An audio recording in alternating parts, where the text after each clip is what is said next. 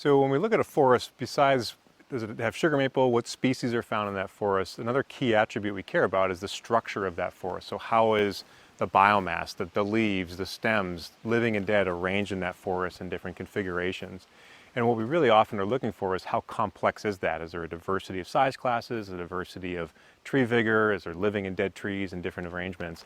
And the reason we care about that, both in terms of future change, is that having a diversity of conditions really gives us some resilience mechanisms. But even more importantly, for biodiversity, many of our bird species, many of our other wildlife really respond to those different structures. And so having that diversity really provides a lot of niches for those species in the forest.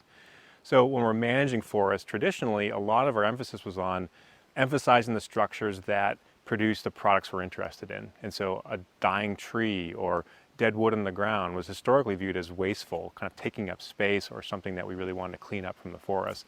But we've learned that those have really important functions, both in terms of supporting beneficial organisms like woodpeckers and insectivorous birds that will eat caterpillars that might want to defoliate your trees, but also just provide some important functions like carbon storage and water filtration. And so we've recognized that we need those structural elements in our forests. Ironically, sugaring relative to traditional timber production has actually done a better job in some cases of leaving some of those structures behind, particularly cavity trees or trees that are declining, largely because you can still tap those trees, and so you might be able to maintain a tree with some holes in it, or trees that might have some rougher form, largely because it's still productive. Whereas if I cared about timber production, that might be the first tree I historically took out. But for both sugaring and timber production, we now know we need to have those structures out here in the forest. And so behind me is a really nice snag. That tree, if I had harvested that tree when I saw a cavity in it as it was declining, we would have lost the opportunity to have this structure out in the forest that is so critical for cavity nesting birds, certainly biota like fungi, different insects.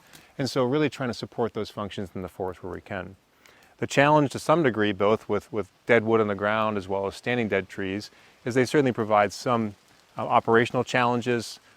Stepping over logs, certainly working around snags can be a bit more challenging than working in a forest with those have, for lack of a better term, been cleaned out. But we know that those challenges are worth the hassle in terms of the benefits they provide for biodiversity.